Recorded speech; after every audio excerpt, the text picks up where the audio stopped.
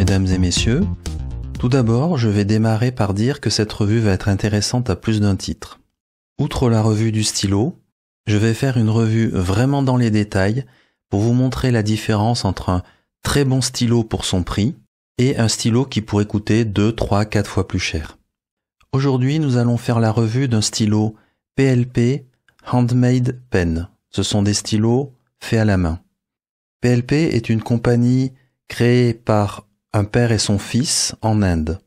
Ils ont pour nom Poona Laxmi Pati et Poona Satish Kumar. Le père était auparavant le créateur d'une compagnie qui s'appelait Shiva Handmade Pen, qui était un fournisseur OEM de plusieurs autres compagnies en Inde. Les stylos que vous trouverez sur le site de PLP sont des stylos dont le prix varie aux alentours de, on va dire, entre 20 et 35 €. Pour la plupart, ce sont des stylos qui peuvent être soit avec une plume Jowo standard, soit quand ils sont commandés en eyedropper, avec une plume probablement Friction Fit qui vient de chez Ambitious. Pour rappel, Ambitious est aussi une compagnie basée en Inde qui fabrique des plumes. Regardons de plus près ce stylo, et je le rappelle, je vais aller dans les détails.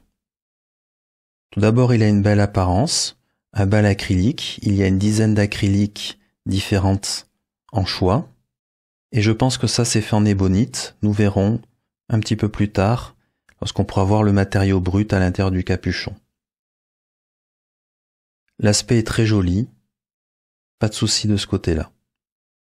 Le clip est assez souple, par contre ce qu'on observe ici, c'est qu'il y a un très léger angle à ce niveau-là, et on voit qu'ici, le finial, le haut du stylo, a tendance à aller vers là.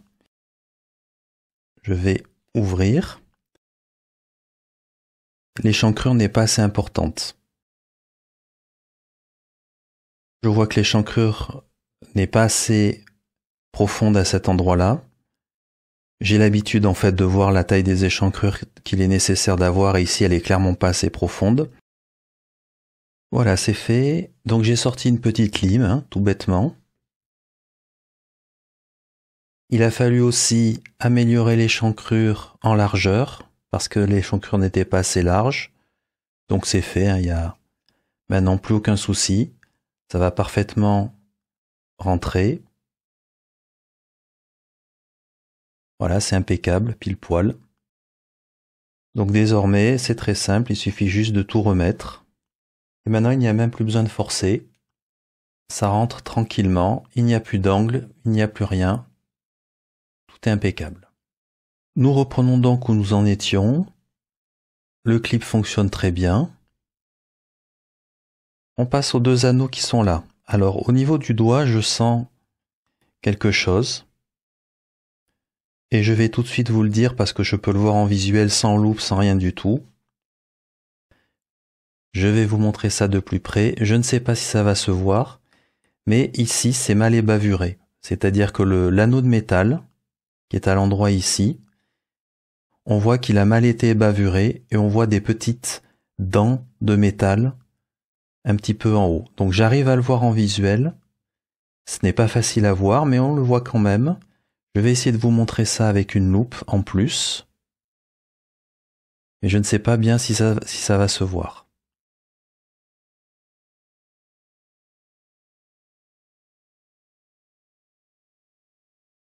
Et on retrouve ce petit problème aussi sur la tranche du capuchon. Si on regarde, alors ça ne se voit pas en visuel comme ça, mais si on regarde à la loupe, on voit que c'est mal ébavuré. Et il y a un petit côté un peu tranchant qui est resté au niveau du métal.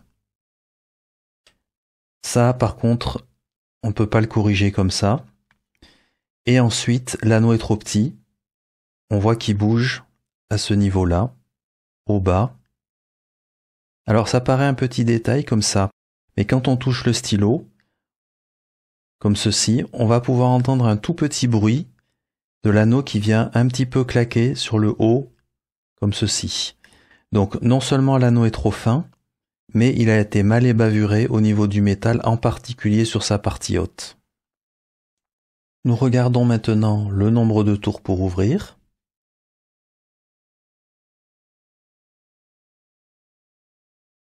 Un 3/4. Côté intérieur, je n'ai pas grand chose à dire, c'est bien fait. On voit clairement que c'est de l'ébonite au niveau du capuchon. Le matériau est clairement de l'ébonite.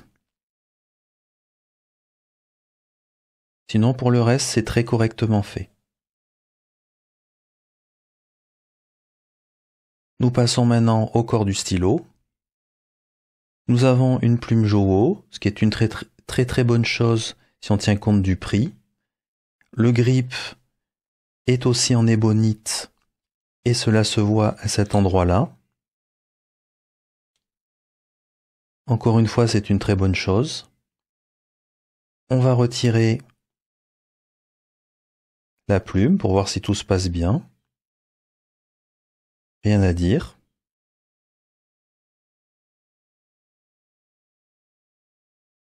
C'est impeccable.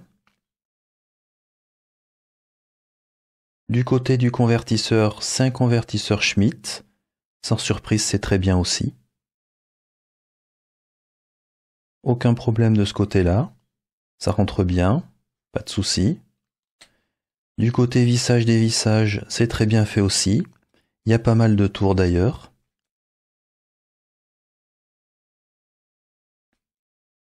Quasiment pas de jeu, très bien. Et c'est tout à fait standard à l'intérieur du corps du stylo. Pas de problème. Ici, ça n'a pas l'air de se dévisser. C'est très correctement fait. Juste à noter peut-être qu'un ou deux anneaux auraient été un petit peu jolis dans ces zones-là, mais compte tenu du prix du stylo, aucun problème. C'est très bien fait, pas de souci. Encore un point. Ce stylo, quand on le saisit comme ceci, si on le tapote juste un petit peu comme ça, on entend un bruit, comme une vibration et un petit choc à l'intérieur, ici au niveau du corps. Ceci vient du fait que le convertisseur est vraiment très proche de l'acrylique. Donc à chaque fois qu'on fait ça, le convertisseur vient taper à l'intérieur du corps du stylo. Je vais vous le rapprocher du micro.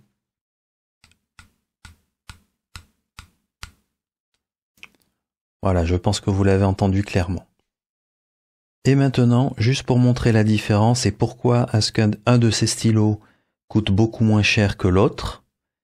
Ici, j'ai mis un Leonardo Momento Zero.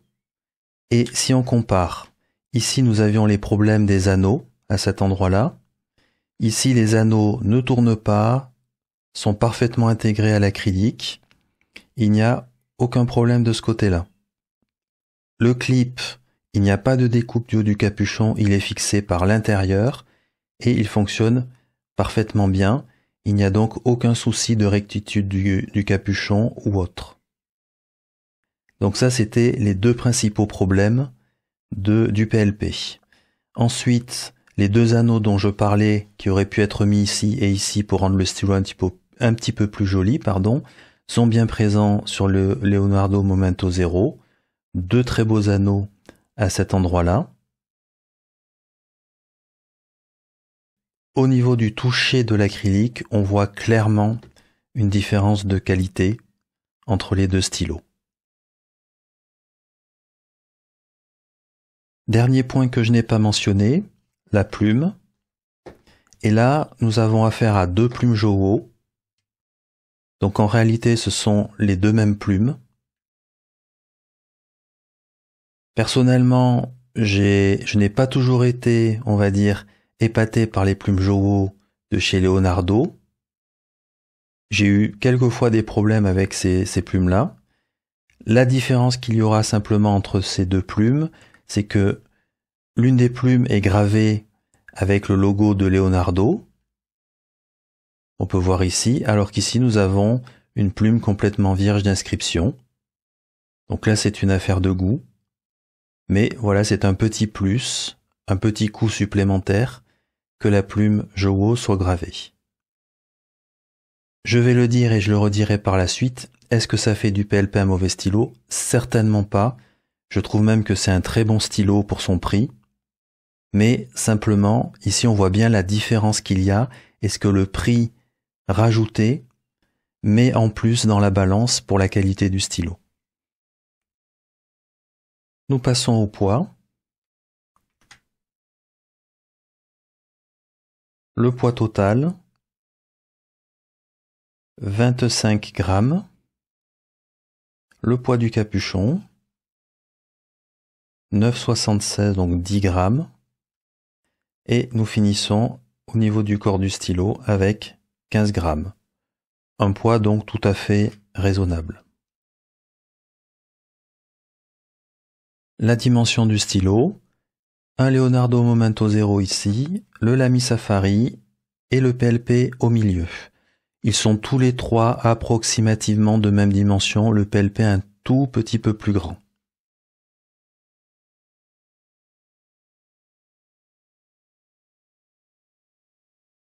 Une fois les capuchons retirés, de nouveau les stylos ont approximativement la même dimension.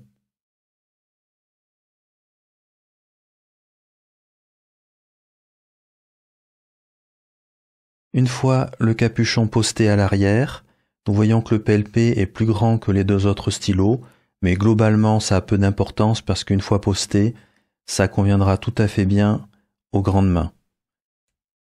À noter, le stylo poste très bien.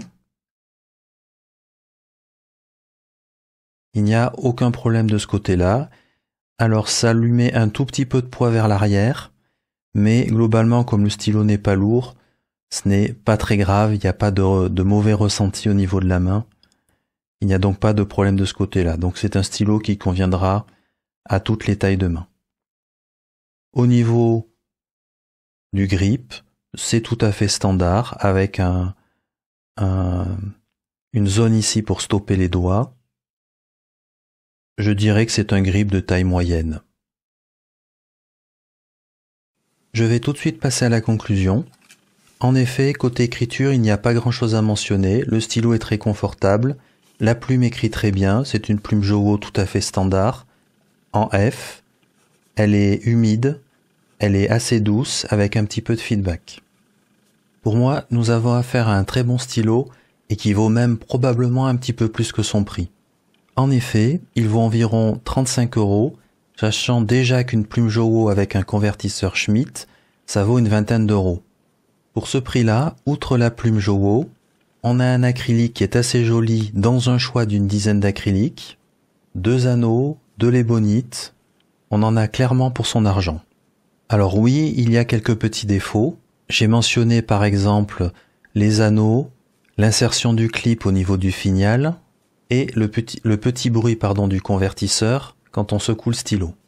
Mais si cette vidéo est un petit peu longue, c'est que j'ai voulu aussi montrer que l'augmentation du coût pour résoudre ces problèmes-là n'était peut-être pas négligeable non plus. Au final, un stylo fait à la main, ayant une belle apparence, confortable et doté d'une plume Jowo et d'un convertisseur Schmitt.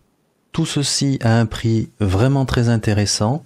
Je trouve personnellement que c'est un stylo parfaitement recommandable. Je vous remercie pour votre attention et à bientôt.